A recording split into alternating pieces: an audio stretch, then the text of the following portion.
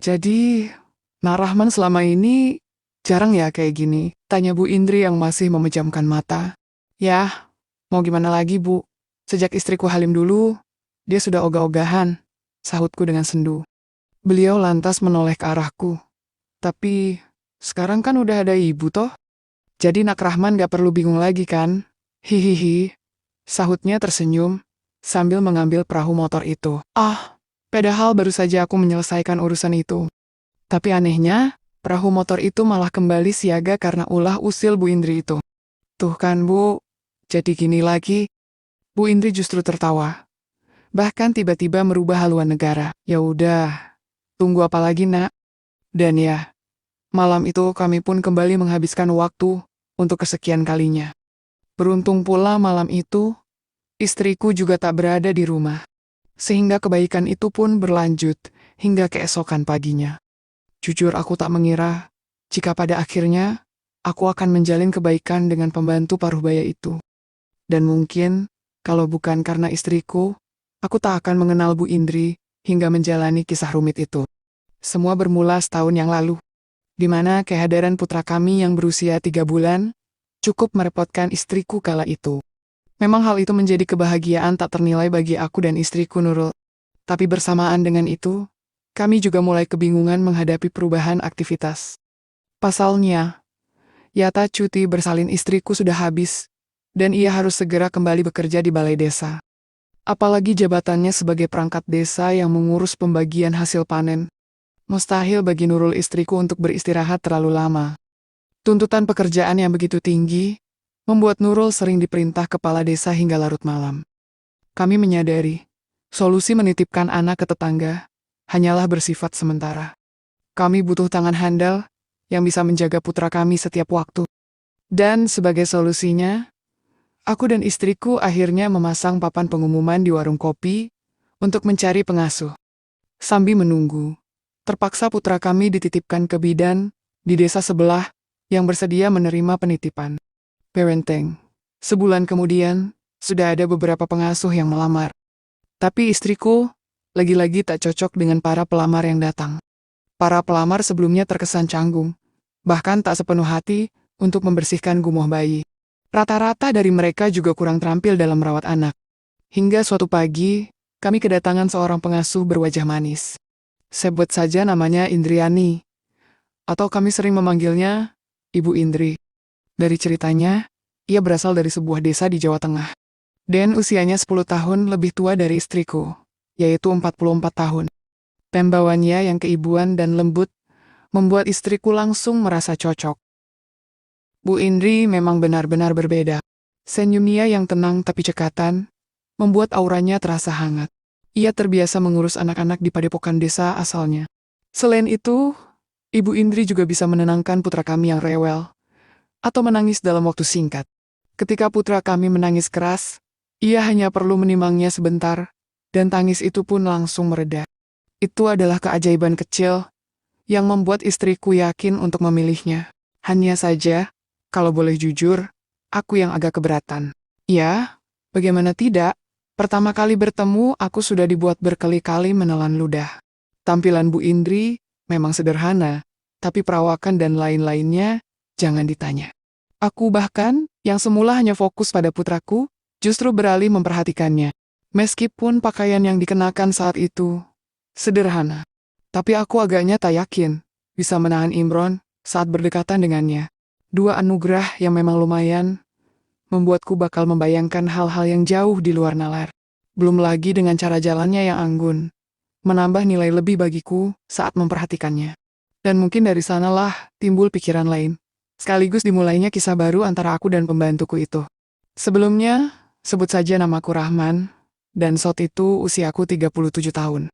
Memang kehadiran Bu Indri pagi itu di luar rencana kami. Momen deg-degan itu kembali terulang ketika teman yang mengantar Bu Indri pulang, dan istriku pun pamit kerja. Aku yang masih menjelaskan berbagai macam tugas dan peralatan yang dibutuhkan. Mendadak kaget saat mendapati dasternya yang tiba-tiba basah, terutama pada dua bungkusan anugerah yang kuasa. Antak sejenak kuperhatikan bagaimana titik-titik sumber itu membentuk seperti peta dunia. Beberapa kali nampak dia tak tenang, seperti menahan sesuatu. Ekspresi lain juga sesekali melintas di wajahnya. Dan hal itu membuatku penasaran. Aku yang saat itu tengah menimang putraku pun sempat bertanya, alasan ia sampai seperti itu. Dan setelah ia menjelaskan semuanya, aku setengah kaget. Jadi, ibu juga habis bersalin ya? Iya nak, tapi suami ibu justru mengira ibu halim sama orang lain. Kok bisa ngira gitu toh bu? Soalnya wajah anak ibu beda jauh dengan suami ibu. Mendengar ceritanya bukannya prihatin. Aku malah agak penasaran dengan cita rasa titik sumber anugerah itu. Berbeda dengan istriku, yang memang sengaja tak memberikan itu untuk putraku. Istriku beralasan takut nanti akan jadi wendor.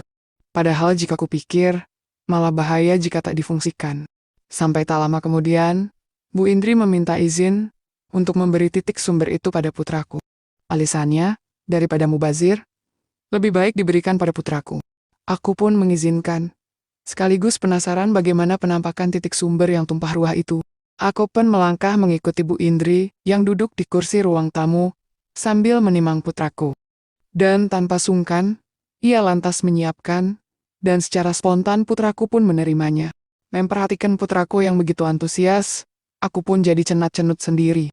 Dan bahkan perahu motor yang semula diam pun turut merespon fenomena baik itu. Usai kupikir-pikir, akhirnya kuputuskan untuk berpura-pura mengajak bercanda putraku. Aku mendekat ke arah Bu Indri, yang tengah sibuk itu. Rasanya ingin sekali aku ikut nimbrung bersama putraku. Tapi apa daya, aku harus menahan diri. Setelah mengucapkan kalimat ambigu, aku pun berbalik pergi meninggalkan pengasuhku yang bingung dengan sikapku. Saat itulah, aku harus mencari cara untuk bisa seperti putraku itu. Berbagai jurus modus harus kukerahkan demi mencapai tujuanku. Aku tak peduli lagi bahwa aku sudah beristri. Bisa jadi aku malah ingin menjadikan Bu Indri sebagai istri keduaku, yang bisa kapan saja memenuhi kebutuhanku. Aku juga tak keberatan jika harus membagi hasil panen padi, lantaran aku masih sanggup memberikannya. Yang penting kebutuhanku tercukupi. Apalagi sejak istriku Halim sampai bersalin, dia hampir tak pernah memberikan siraman untukku. Entahlah, apakah ini adalah ujian dari Yang Kuasa atas kesabaranku yang menipis, lantaran istriku yang selalu menolak? Banyak alasannya, hingga aku bosan mendengarnya. Jadi, jangan salahkan aku bila timbul keinginan untuk mencari penggantinya. Segala rencana tercetak saat berbagai macam ide terlintas memikirkan pengasuhku itu. Sebagai seorang yang memiliki kebun dan sawah, jam kerjaku juga tak pasti. Bisa saja aku seharian di rumah mengurus sawah, ataupun bisa juga aku lembur berhari-hari hingga tak pulang. Dan hal itu pula yang membuatku leluasa melancarkan tujuan baik itu. Hingga beberapa hari kemudian, akhirnya hal yang kutunggu-tunggu itu pun terjadi juga.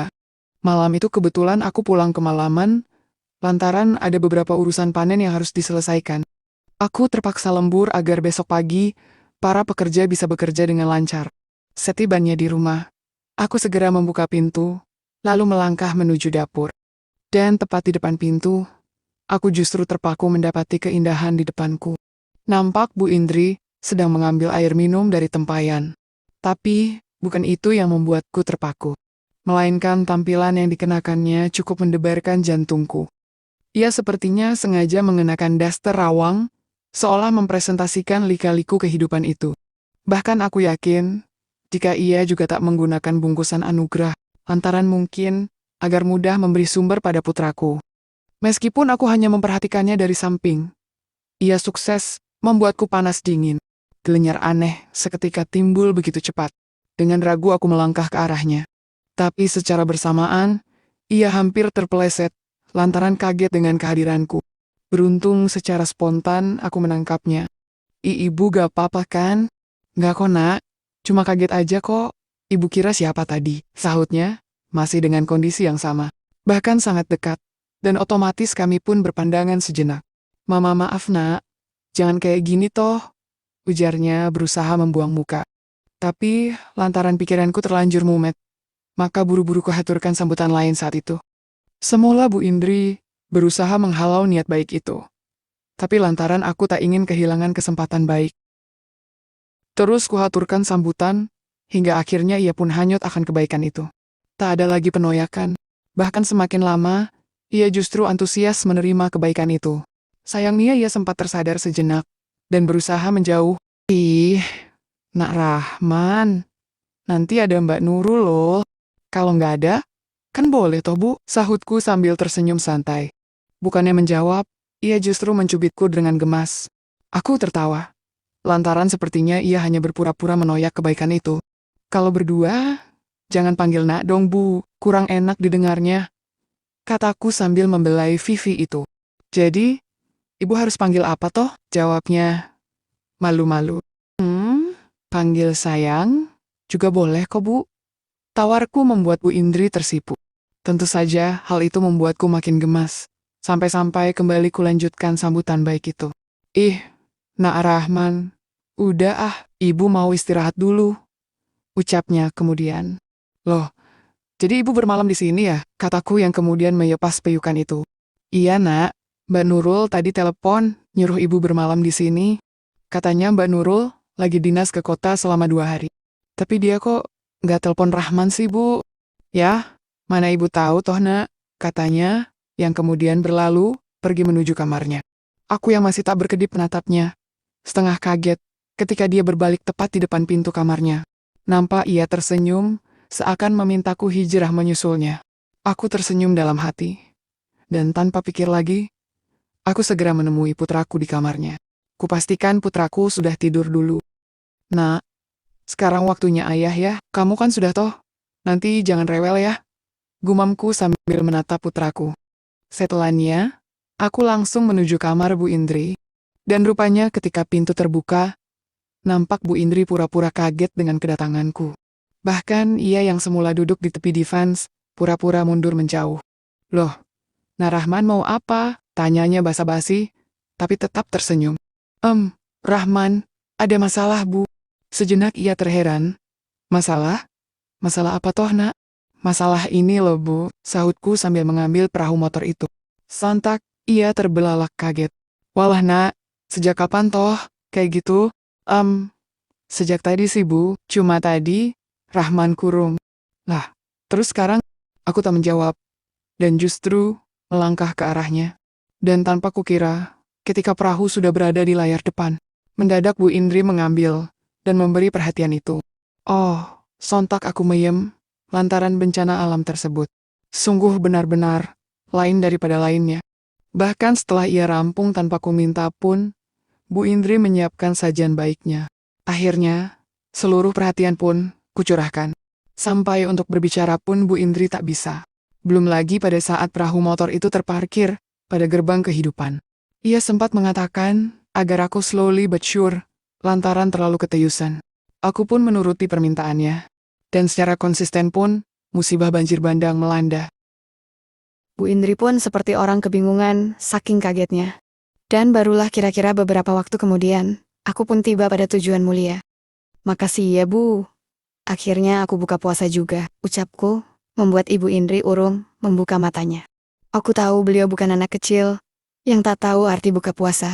Jadi, Nak Rahman puasa selama ini? Tanyanya, yang kemudian menatapku. Ya, sejak Nurul Halim, dia ogah-ogahan Bu. Sahutku dengan sendu. Tapi sekarang kan udah ada ibu toh Nak. Jadi kamu gak perlu puasa. Hihihi.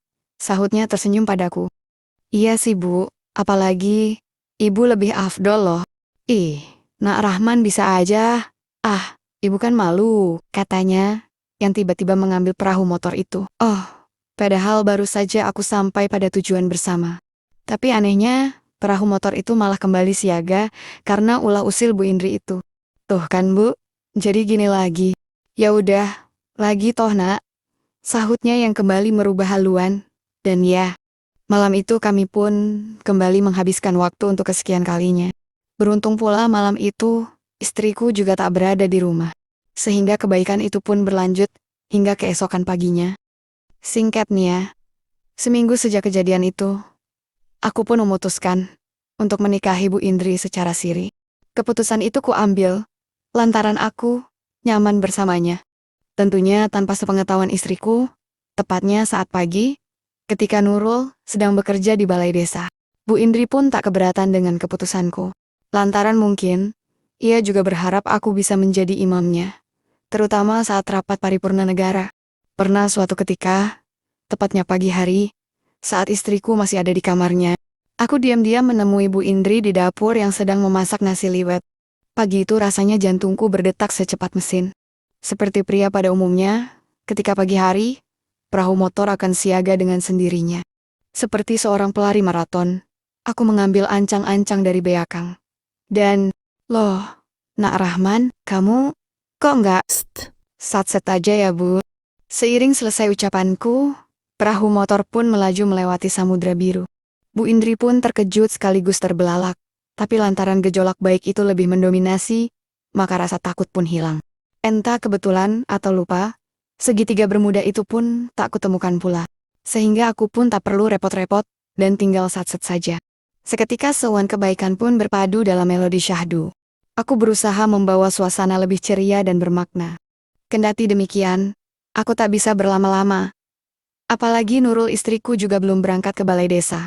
Dengan kilat perahu motor melesat menuju tujuan negara. Hingga tak sampai 5 menit pun, pundi-pundi kebaikan pun berlabuh pada pintu gerbang kehidupan dunia. Selanjutnya baik aku dan Bu Indri pun membereskan negara. Dan setelahnya, aku langsung menuju sumur untuk bersiap ke kebun. Seiring berjalannya waktu, bukan hanya kedekatanku dengan Bu Indri yang semakin terjalin, tapi kedekatan antara Bu Indri dan putraku semakin terjalin pula. Ia sudah seperti ibu kandung bagi putraku, lantaran istriku semakin sibuk dengan urusan balai desa. Selain itu, Bu Indri juga rutin memberi sumber kehidupan pada putraku. Dan mungkin lantaran hal itulah, ikatan batin antara dirinya dan putraku semakin erat pula.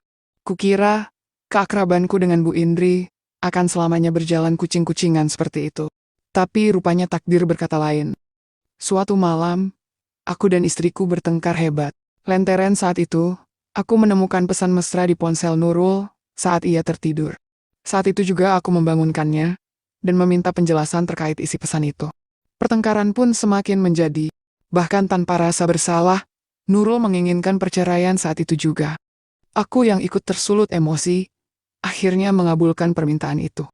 Aku segera keluar dari kamar, menemui Bu Indri yang kebetulan juga belum tidur di kamarnya. "Loh, Nak Rahman kenapa?" ujarnya dengan heran. "Aku sudah menceraikan Nurul, Bu.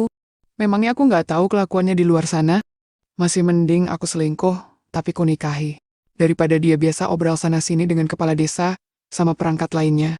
Dinas ke kecamatan cuma alibi, agar dia bisa bebas pergi dan pulang kapan saja," ujarku. "Sabar ya Nak, masih ada ibu kok buat Nak Rahman. Itu yang perlu disyukuri, Bu. Setelah selesai perceraianku, kita nikah sah ya, Bu," sahutku sambil menggenggam tangannya. Dan akhirnya seminggu kemudian, resmilah aku berpisah dengan Nurul. Dan beberapa hari setelahnya, aku menikah secara sah dengan pengasuh putraku itu. Aku begitu bahagia hidup bersamanya. Ia pun juga tak pernah mengeluh dengan permintaanku yang kapan saja. Tak ada waktu yang sia-sia untuk menunaikan kewajiban bersama. Lantaran ia juga mengerti tentang keinginanku yang selalu datang setiap waktu. Aku seperti menemukan berlian, hadiah dari kesabaranku selama ini. Rasa bahagia yang tak lagi berupa kiasan, tapi kenyataan yang kutemui setiap pagi. Tak henti-hentinya aku mengucap syukur pada Yang Kuasa. Meskipun aku pun tetap meminta maaf, lantaran mendapatkan Ibu Indri dengan cara yang keliru. Semoga pernikahan kami langgeng selamanya.